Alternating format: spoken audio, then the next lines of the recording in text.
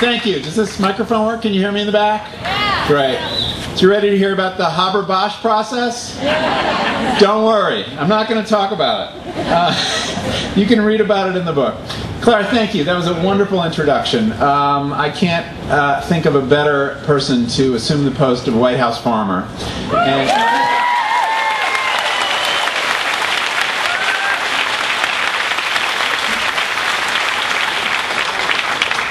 Madison's loss will be the country's gain. I have been looking forward to checking out the Food for Thought Festival for many years. I've had several friends come speak here over the years, and they all tell me you've got to come to this event. It's really wonderful. So, and I've had an invitation for the last few years, and I'm really glad I was able to work it out.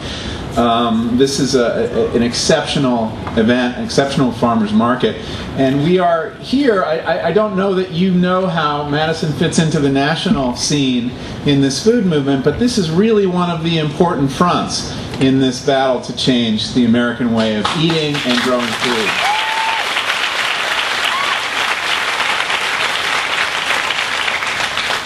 Now, did anybody make it to the Kohl Center the other night?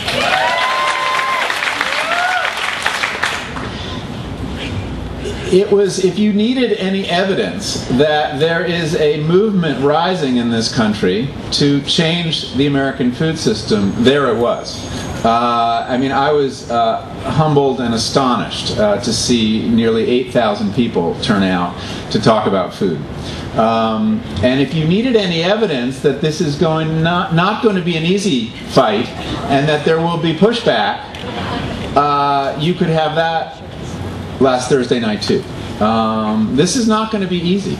And I want to talk a little bit today about this movement, the state of the movement, where I think it is and where I think it needs to go.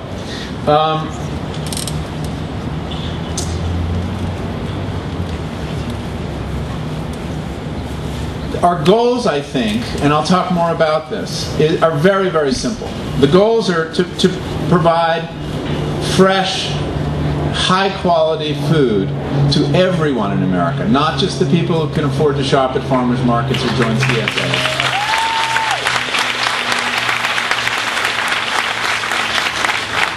And second, a food system that provides a decent return to America's farmers.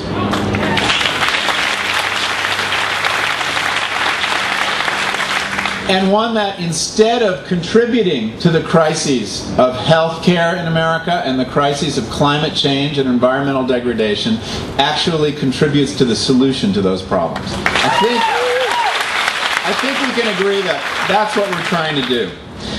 So let's see where we are in this food movement. I'm going to read you a quote from a, well, let's call him a prominent critic of the American food system. And you tell me who said this. It's about a year old, this quote. "Our entire agricultural system is built on cheap oil. As a consequence, our agricultural sector actually is contributing more greenhouse gases than our transportation sector. And in the meantime, it's creating monocultures that are vulnerable to national security threats and vulnerable to sky-high food prices or crashes in food prices, huge swings in commodity prices," it's not that grammatical, "and are partly responsible for the explosion in our healthcare costs because they're contributing to type 2 diabetes, stroke and heart disease, obesity, all the things that are driving our huge explosion in healthcare costs." Anyone know who said that? Obama. Barack Obama said that last October. It was kind of a surprising statement to read. He said it to a reporter from Time magazine. We have a president now who connects the dots. In fact, he's a supreme dot connector in general, but specifically, he connects the dots between the way we're growing food and feeding ourselves, the healthcare crisis on the one side, and the energy and climate crisis on the other. That's big progress, that idea has reached as far as it has. He has, since the election, has continued to talk about food and agriculture, somewhat, not a whole lot. Just last week, 2 weeks ago, he gave a healthcare forum, which he talked about with enthusiasm about a new farmers market outside the White House, which was opened last Thursday, and also about the importance of connecting local farmers to schools as part of, he said that's in the context of the healthcare crisis. Other things that are very encouraging, kind of tea leaves we can read from Washington, is that Tom Vilsack, the man he appointed to head the Department of Agriculture, has been talking about making nutrition and health the watchword of what the USDA does, about committing the USDA to combating climate change and using crop subsidies to create new incentives on the farm. He's been talking a lot, Vilsack has, about the value of local food and urban agriculture. Now, these are sounds that we have not heard emit from that building ever. Now, you could say it's still just talk, and mostly it is, but there have been some interesting actions too. Prominent among them is the appointment as Deputy USDA Secretary of Kathleen Merrigan. Kathleen is a pioneer of the organic movement. She wrote the original organic law back in 1990 when she worked for Senator Patrick Leahy. She oversaw the development of the organic program, and she is a really committed supporter of not just organics but regional food systems. And she has begun to move USDA's emphasis somewhat incrementally, by degrees, to support more local food systems. Her new Know Your Farmer program, if you don't know about it and you're working on local food issues, you should check it out. She's basically announcing there's a whole lot of grant money for projects to support. So there is some understanding, there is some interest in this issue in Washington. The question is there a mandate for change? Certainly, Obama didn't run on a platform of reforming the food system. Yet, I would argue that he and the federal government will need to tackle these issues sooner or later, and probably sooner. Why? Because unless he does, unless he deals with the food system, he will not be able to deal with the healthcare crisis, which is to say the $2.3 trillion we're spending a year on healthcare, 3/4 of which goes to treat chronic diseases, preventable chronic diseases, most of which are themselves linked to diet. On the other side, he will find, once after, hopefully we get a healthcare bill, once he begins to tackle climate change, that you cannot deal with that problem without addressing the food system, because the food system contributes hugely to the problem of climate change. And energy independence, because about 20% of the fossil fuel energy we use is going onto our fields, into the trucks that are moving our food around, into the processing of our food. Let me just lay out a couple kind of dramatic statistics that show you how deeply implicated food is in these issues that the president has said he wants to deal with. As I said, more fossil fuel than 20% of the total, and contributes more greenhouse gases. This is the food system as a whole. This is from the farm to the plate. Contributes more greenhouse gas, not just CO2, but methane and nitrous oxide to the atmosphere than any other industry. Depending on the studies, and they're all squishy, somewhere between 17 and 34%. It starts with things like clearing land, obviously, but this industrialization of agriculture increases the fossil fuel use by an order of magnitude. The fertilizers made from natural gas, the pesticides made from petroleum, the processing and packaging. It has transformed a system, a way of getting food that once took 1 calorie of fossil fuel energy on the farm to produce 2 calories of food energy. And remember, calorie is just a measurement of energy. You can apply it to a tank of gasoline or a box of Fruit Loops. From 1 calorie of fossil fuel in to yielding 2 out, to a system that now takes 10 calories of fossil fuel energy to produce 1 calorie of supermarket food. That's not a sustainable system. When we eat from this modern industrial fast food system, make no mistake, we are drinking oil and spewing greenhouse gases. If I had a McDonald's double quarter pounder here, sitting here, and I'm happy I don't, and a beaker here, and I wanted to show you how much crude oil it took to manufacture that lunch, I would be pouring oil until I reached the 28-ounce mark on that beaker. That's how much oil goes into every one of those hamburgers, okay? It's also responsible for 13 pounds of carbon going into the air. So we are eating oil and spewing greenhouse gas, which, when you think about it, is absurd, because where does food come from? The sun. The only way, really, to get calories that people can eat is through the sun. It all begins there. So how is it that we've replaced that solar energy, that free lunch, for that is the free lunch, photosynthesis, with so much fossil fuel? Well, that's a long story. It's a story I tell in Omnivore's Dilemma, and I'll tell a little bit of it, but I don't want to go into great detail. I want to focus on one dimension today. I want to focus on food and the healthcare crisis. Since 1960, and this is why I think we are going to turn our attention to the food system as we try to address the crisis of healthcare costs. Since 1960, when I was a boy, spending on healthcare in this country has risen from 5% of national income to nearly 18% today. That's what we're talking about. That's the problem. We won't be able to insure everyone or pay those bills unless we can get those costs under control. Now, there are many reasons for those costs, and there are inefficiencies and perverse incentives in the system, but make no mistake, more than $500 billion a year is going to treat the chronic diseases linked to diet and lifestyle. Okay? The healthcare cost crisis is a synonym for the catastrophe of the American diet.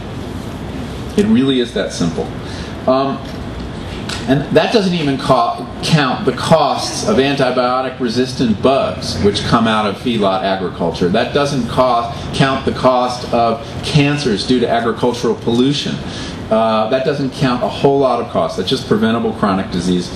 Now, I just said that the cost of healthcare had gone from 5 to 18%. Well, in the same period, the amount of our income we spend on food has fallen from 18% in 1960 to only 9.5% today. So you see there are two lines here that cross what we spend on food in this country and what we spend on healthcare. And as we have gotten the supposed blessing of cheap food, it is costing us in our health and in our healthcare costs. There is, in that sense, no free lunch.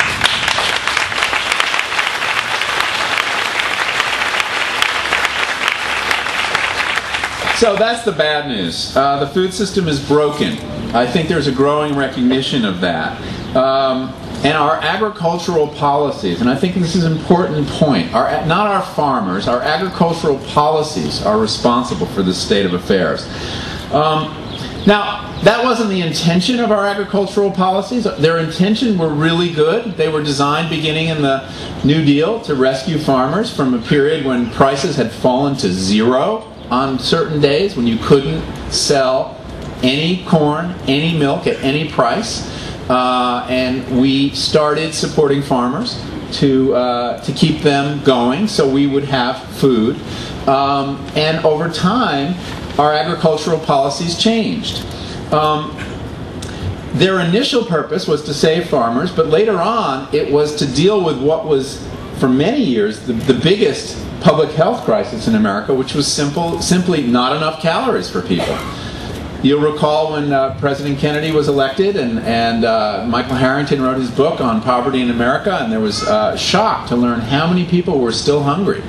And our agricultural policies were designed to produce lots of cheap calories, and they succeeded. Farmers met that challenge. When the incentives were to ramp up production, grow as many bushels of corn and soy, as many gallons of milk as you can, our farmers, who were ingenious, answered and did that and produced huge amounts of calories. As it turns out, a few too many. But if the goal of food and health, food and farming policy is to advance the public health, as it originally set out to do, our sense of what that is has changed. And I think that's where we find ourselves. The issue now is not just quantity of food or calories. We now know quality matters too, and that we need to increase the quality of our food. And it needs to be produced in a way that is less reliant on fossil fuel, which we can't count on going forward, and also produced in such a way that it doesn't compromise either our long-term health or the health of the environment. So you see, our needs have changed, but our policies and our incentives have not yet. And really, that's what we need to do. So the good news is, though, that, as I said, that Americans are starting to realize the system is broken. Elements of the government realize it's broken, and a movement for reform is building. And we are part of that here today. That's why many of you are here. And the even better news is this, that the same policies we need to reduce agriculture's contribution to climate change and the energy crisis will also dramatically improve public health. There is no trade-off between those two goals. We can make progress on all these fronts at once, make the system safer, more secure, and more sustainable, not only here in America, but in the developing world as well. What we probably won't be able to do again is make food quite as cheap as it has been, or make it something we can ever take for granted again. Now, food reform, how you go about it, it's a big chaotic subject. People are working on lots of different elements of it. You've got people working on school lunch, and people working on community food security, access to fresh food in the inner city. You've got people working on labeling laws, more transparency. You have people working in the organic sector. You've got people working on animal welfare and animal rights. It's a big, chaotic, big tent movement. Sometimes it's a little hard to understand the big picture, but sometimes it's also useful to pull back a little and see whether we can't develop some big guiding ideas that could define that tent under which all those different things are going. The value of having a big guiding idea is it helps you judge lots of smaller ideas and whether they're moving you in the direction you want to go. The reason we have policies, either as individuals or as societies or communities, is so that we don't have to rethink every decision every day along the way. So I want to lay out a framework for that, for reform. And a key feature of it I just want to tell you about first is that it is not zero-sum. It does not pit rural farmers against rural eaters, or the interests of health and the environment against those of farmers, as I think you'll see. Here's the core idea. It's very simple. We need to wean the American food system off of its heavy 20th century diet of fossil fuels and put it back on a diet of contemporary sunshine.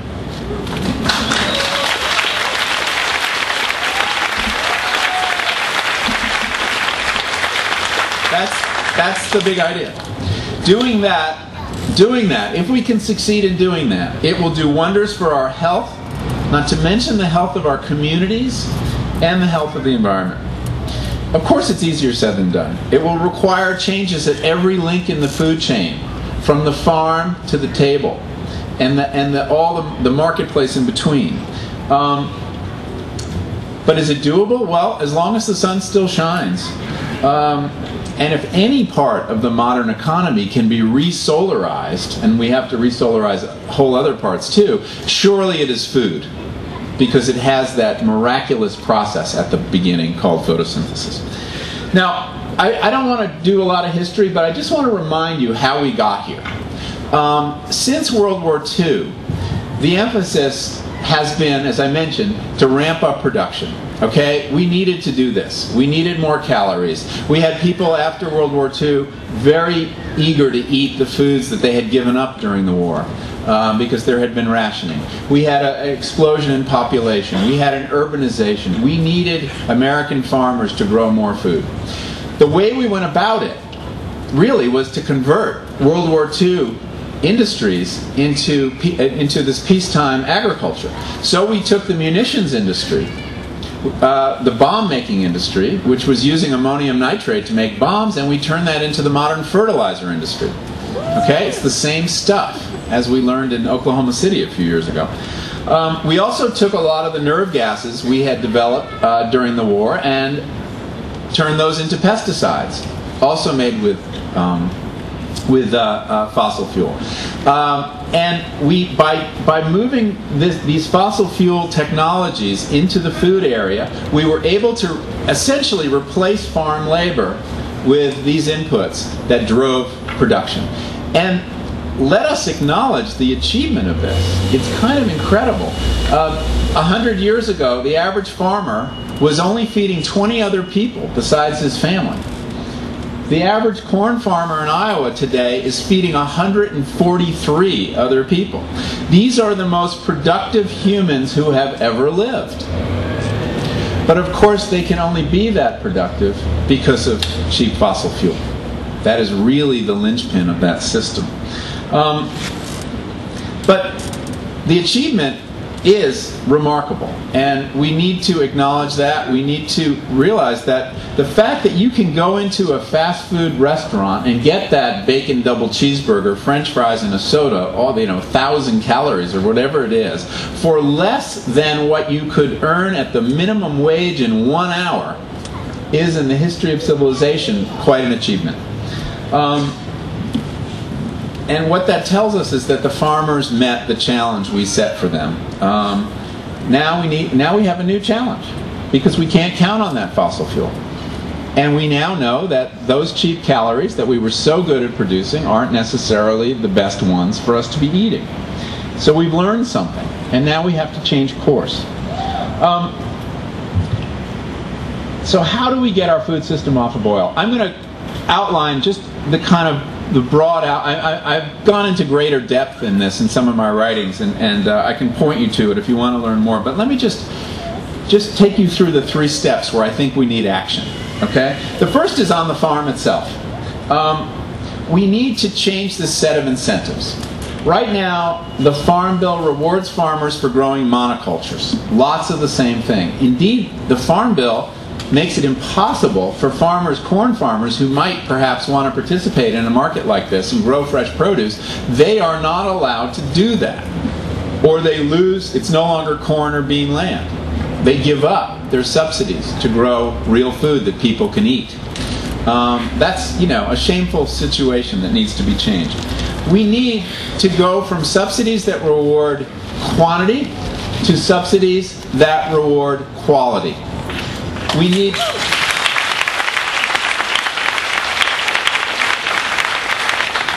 I'm not, it's often suggested that when I talk about the fact we're subsidizing high fructose corn syrup and the subsidies are leading to an overproduction of unhealthy calories, that I favor eliminating farm support or farm subsidies. That's absolutely not true.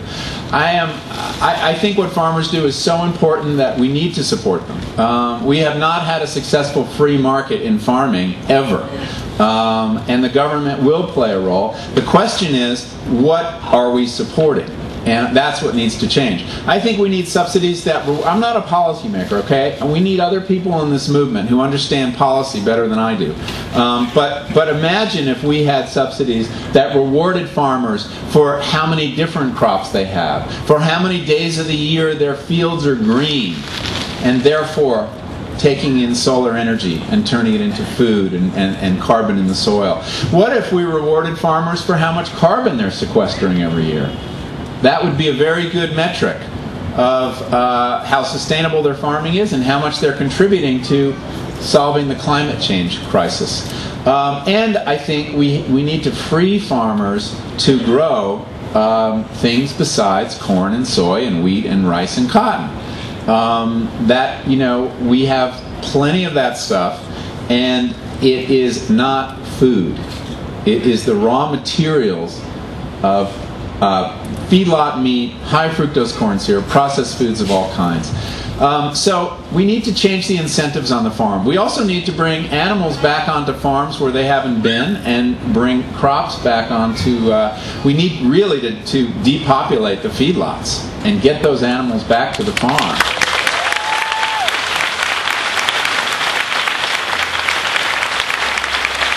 You know, Wendell Berry has a great line about, and he has a wonderful way of like taking the Martian eye view of some of the crazy things we do. But he points out that when we took animals off farms and put them on giant feedlots, I'm talking about the 50,000 animal hog confinement or cattle feedlots, we took a solution and neatly divided it into two problems.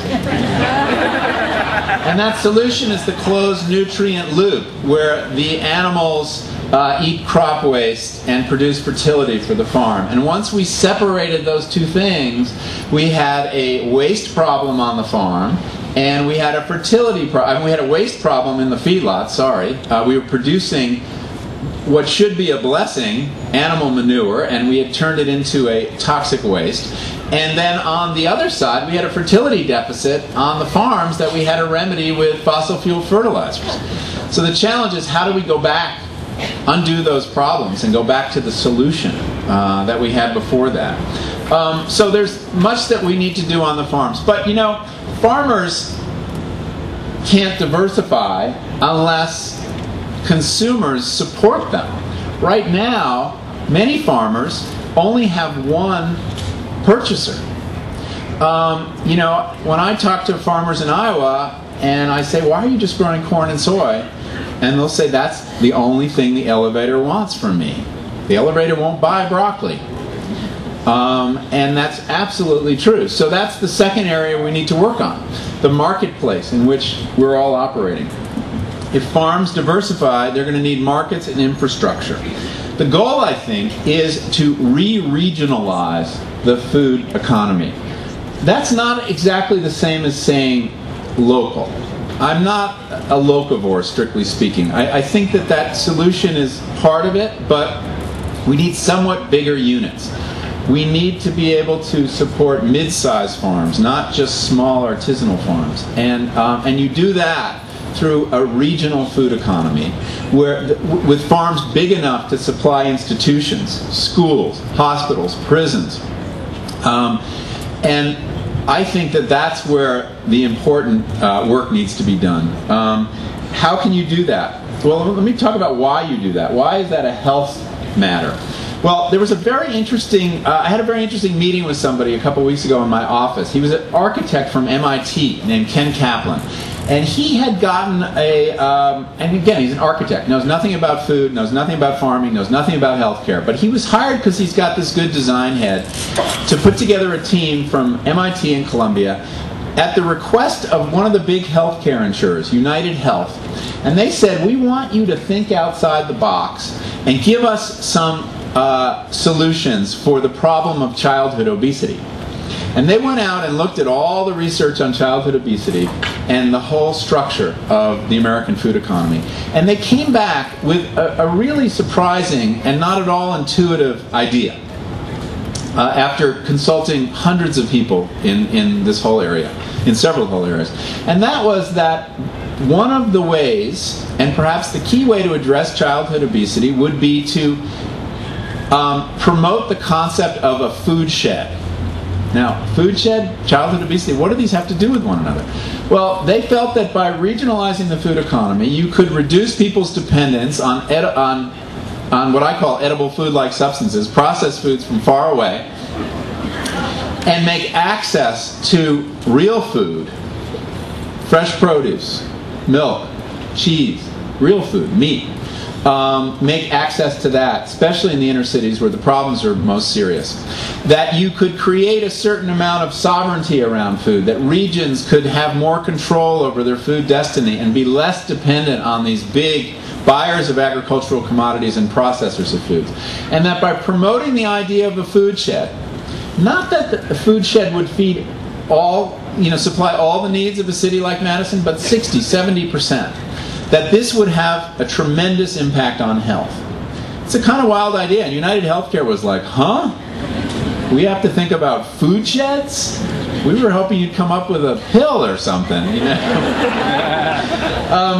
So there is a lot of work being done in this area, and it's very promising. How do you do it? Well, you do it in many, many ways. You build Four Seasons farmers markets so they can go all year long. You require federal and state and city institutions who spend billions on food to spend some small percent of their spending on food within 100 or 200 miles. A local food procurement can do so much to build this local food economy and support the community and support the local economy. Because right now that Cisco truck is taking your money out of this city and very far away. That money's got to stay here. What else can you do? I got a couple other ideas. Oh yeah, this is not a romantic one, but really important. You need really tough antitrust enforcement in the food industry.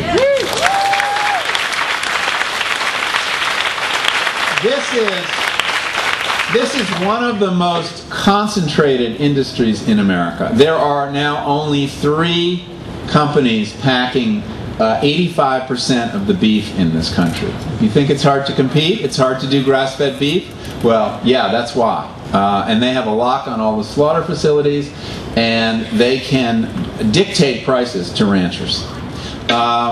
There's a rule in antitrust theory that when you have 4 concerns or fewer controlling 40% of the market, you no longer have competition. And that holds true in seeds, where Monsanto is building a huge monopoly, in fertilizer, in grain milling, in dairy, in retailing, in beef, pork, chickens, and animal feed. If we just went back to Eisenhower's level and standards for antitrust enforcement, we would revolutionize the food economy. That's how far we've come. And farmers are not going to make it when price is being dictated by monopolies. So that's one thing we need to do. And there is evidence that this administration is sympathetic to that goal. They're holding hearings around the country on antitrust and food. And when one comes to this area, I urge you to go because they're collecting information and making their plans on what industries they are going to try to break up.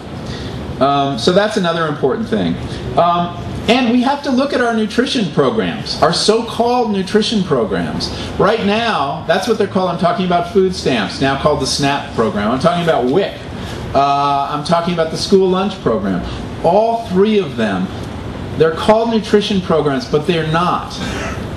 They provide lots of calories, but not very healthy calories. People on food stamps now are more obese than people not on food stamps.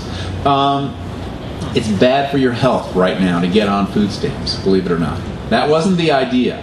We need to put nutrition at the center of these. How do we do that? I'm not sure. But, you know, what if, as many communities are trying, with your food stamps, you got another $30 voucher redeemable at the farmer's market?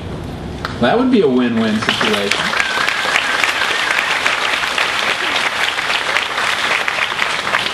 So there's a lot of creative thinking in that way, to use the nutrition programs to build up local food economies and put healthier food on people's plates. Because the problem is, if you don't have a lot of money and you're shopping for food, the rational thing to do is to buy junk food.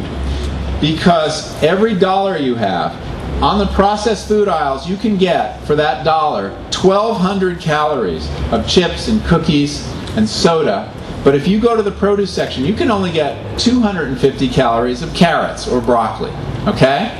So if you're poor and you're trying to keep your family going, you're looking for calories, and you will be driven to those aisles. And we have to address that. We have to make the rational choice the healthy choice. So the guiding principle, though, of food sheds is that nations and regions should have some control, some sovereignty over their food destiny, and preserve the ability to feed themselves. This is not a selfish ethic. This is not just for us. We need to be preaching the same idea in the rest of the world.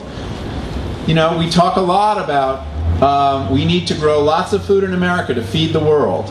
Well, what really happens when we grow lots of food, too much food in America, surplus corn, surplus soy, is that we dump that subsidized grain on the world and compromise the world's ability to feed itself. Because we put farmers out of business.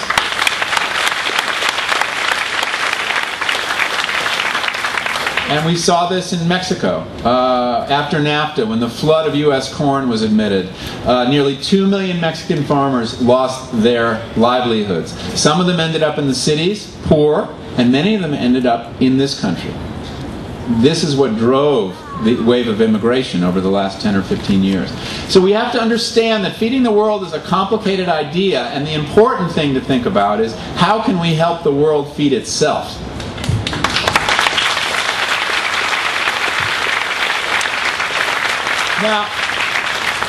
Now, the last area we need to address, because we are all implicated in this problem, is the food culture.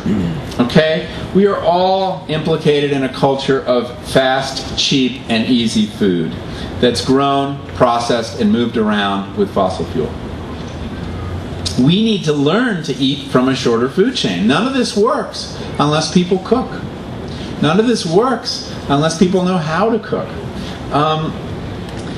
How do we do that? Well, that's a big task, changing the food culture. Some of it's about storytelling, making people appreciate the value of really well-grown food grown in their community. But we're really going to have to teach our children. We have to teach our children how to eat lunch. I know Alice Waters was here a few years ago. I think she was here a few years ago. And, you know, she has this wacky idea, or so it sounds, that we should give kids credit for lunch. Academic credit. And when I first heard that, I said, that's pretty wacky. But of course, we give them credit for physical education. What is that not an equally important life skill, to know how to eat lunch, to know what is at stake, what is going on? And, you know, I've come to see her point. I think she's absolutely right. We need to teach children about growing food with gardens in the schools. We need cooking classes.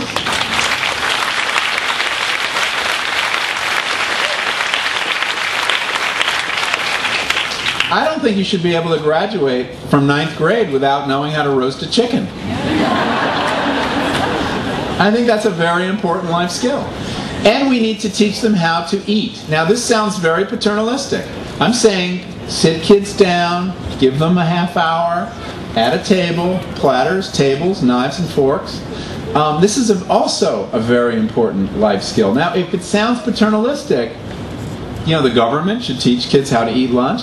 Well, consider that the government is now teaching them how to eat lunch. When you give kids chicken nuggets and tater tots and 10 minutes to eat, you are teaching them a way of eating.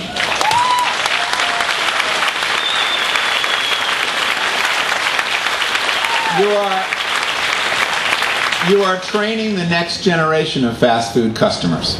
And we need to change the next generation of slow food customers. Now, we need to teach adults too. And one of the ways we do that is more transparency in our food system. What about a second calorie count on every package of food that tells you not just how many fat calories or carbohydrate calories are in it, but how many fossil fuel calories are in it? So you can look at a package of hamburger meat and see, yeah, it's a little cheaper, but it's 55 calories of fossil fuel for every 1 calorie of meat. And then over here is this grass-fed meat, and hey, it's negative. Or it's got 5 calories of fossil fuel to do 1 calorie of, because all this carbon's been sequestered in the process. And that you could look at a soda and see how many calories of fossil fuel are in it. You know, not everybody would pay attention, not everybody reads calorie counts, but enough people would, and they would be able to make those often very complex decisions. Because there are times when food grown close to you has a bigger carbon footprint than food from far away. And it's important to know when that is true, because food miles are not the last word on this. You've got to look at the whole production system. So, but we have the science. We know how to do that. And I think that would be very useful for teaching us. And then we need, the bully pulpit. We need, I think, on this cultural matter, we need exactly what we're getting from Michelle Obama.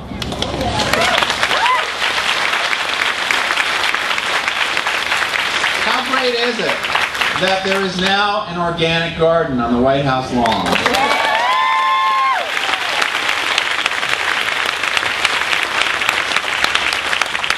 And that the First Lady is speaking out regularly about the importance of fresh food, real food, getting away from processed food, and the importance of cooking for your family.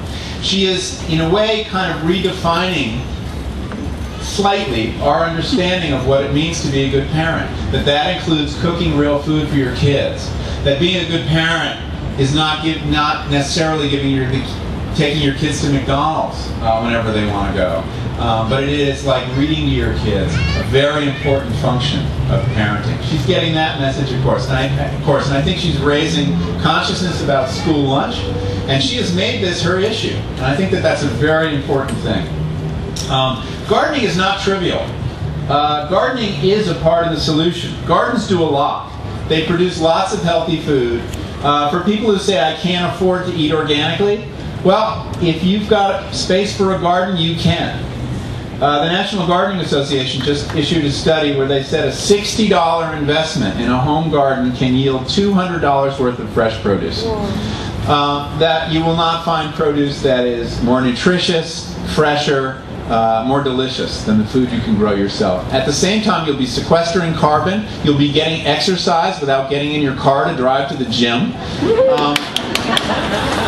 And you will be, to paraphrase Wendell Berry again, breaking the hold of that cheap energy mindset that is telling you every day that you can't do anything for yourself, that you need an expert somewhere far away to entertain you, to feed you, to clothe you, to do everything for you. When you start using your body in support of your body by growing just a little bit of food, you realize that, you can do something for yourself.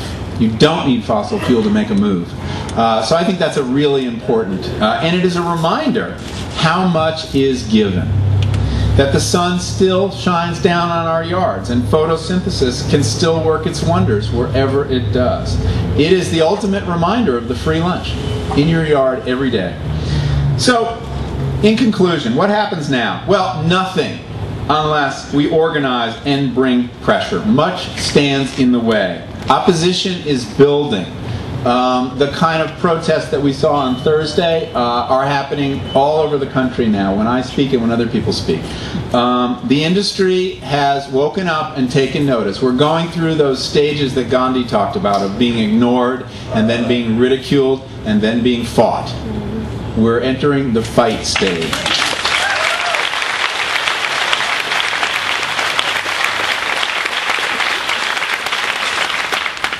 A friend of mine had occasion to meet with Michelle Obama and Barack Obama. I've never met them. And to prepare dinner for them and talk to them about some of these issues. And it was an interesting conversation, and he was making a lot of the points I'm making to you, a lot of points you would make, I think, to the President and the First Lady if you had a chance. And this is before they took office. This is right before they took office. And, he was like, I get it, but I don't see a movement. Show me the movement. And he was basically indicating that he didn't feel enough pressure to move. And he understood the pressure on the other side. And he understood, too, how politics works. When I heard the story, it reminded me of, I don't know if you've read this history, but Lyndon Johnson meeting with Martin Luther King. Martin Luther King came to him and said, we need a Voting Rights Act. We need your help. In the same way that people have come to the President and said, we need your help reforming the food system. And Johnson said this. He said, make me do it. Go out and make me do it. That's how politics works. And that's what we need to do now. We need to go out and show them the movement. So let's go out and make them do it. Thank you very much. Thank you. Thank you very much.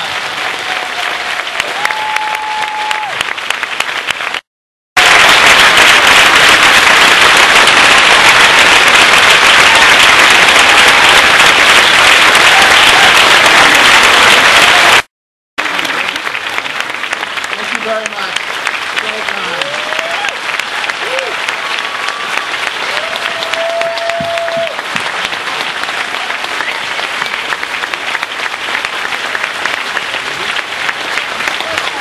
Thank you so much.